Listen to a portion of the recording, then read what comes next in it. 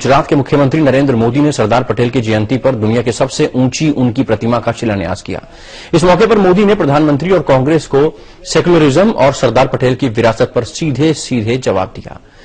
नरेंद्र मोदी ने यह भी कहा कि उनकी हत्या की साजिश भी रची जा रही है।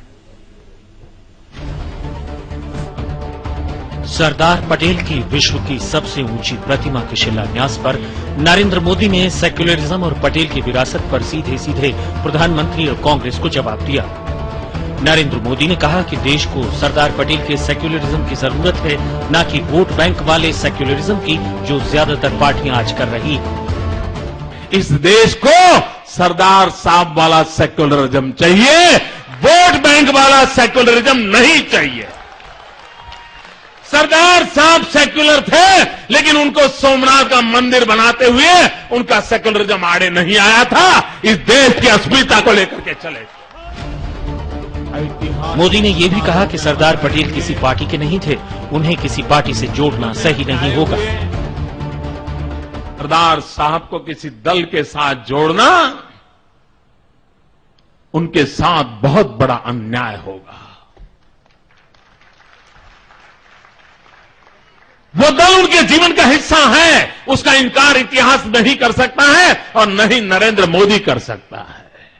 लेकिन उनके जीवन की ऊंचाई भारत के गौरवगान से जुड़ी हुई है और इसलिए मित्रों, हमें देश में विरासतों को कभी बांटना नहीं चाहिए। नरेंद्र मोदी ने सबको ये कहकर चौंका दिया कि कुछ लोगों ने उनकी सुपारी ली है। हालांकि मोदी ने ये नहीं बताया कि सुपारी लेने वाले लोग कौन हैं। और कुछ मित्र हैं हमारे जिन्होंने मोदी को समाप्त करने की सुपारी उठाई है। ये लोग पता नहीं क्या क्या गंद फैलाते रहते हैं। नरेंद्र मोदी ने कहा कि सरदार सरोवर डैम बनाना पटेल का सपना था। 8 महीने से डैम का काम रुका हुआ है। मोदी ने केंद्र सरकार से डैम पर द्वार लगाने के काम को जल्द पूरा करने की मांग की और साथ में ये भी कहा कि उसके लिए वो ही क्रेडिट ले लें।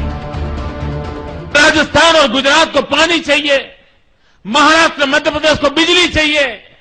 अगर ये काम पूरा होता है तो महाराष्ट्र में जहां कांग्रेस की सरकार है उसको 400 करोड़ रुपया बिजली का बच जाएगा। 400 करोड़ रुपया मध्य प्रदेश को बिजली मिलेगी, देश का भला होगा। प्रधानमंत्री जी, राजनीति, अब मैं यहां एक बहुत बड़ा एक शिलालेख लिखने को तैयार हूं कि ये काम कांग्रेस पार्टी की दिल्ली की सरकार ने किया है। मुझे क्रेडिट मत दो। अरे मोदी का नाम तक मत लो, हमारी सरकार का नाम मत लो। कम से कम मेरे हिंदुस्तान के किसान के लिए, मेरे गुजरात के किसान के लिए, मेरे अबोल पशु को पीने के पानी के लिए ये डैम का काम पूरा करने की इजाजत दो।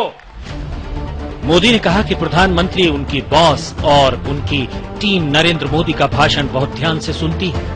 मोदी ने दावा किया कि सरदार पटेल को एक बार फिर राष्ट्रीय पटल पर लाकर उन्होंने कांग्रेस को सरदार पटेल से संबंधित विज्ञापन देश भर में छपवाने को मजबूर कर दिया।